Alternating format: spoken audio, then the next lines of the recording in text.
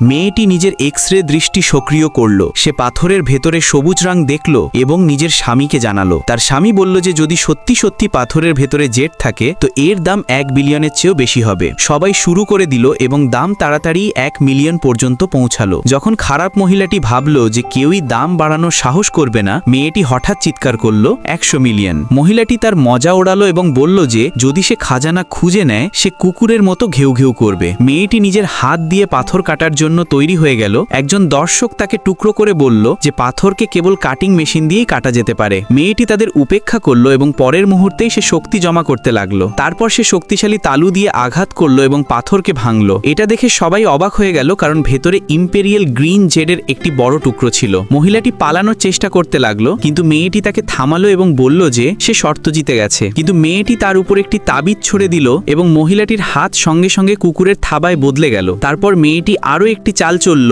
এবং পরের মুহূর্তেই মহিলাটি একটি ছোট কুকুরে বদলে গেল।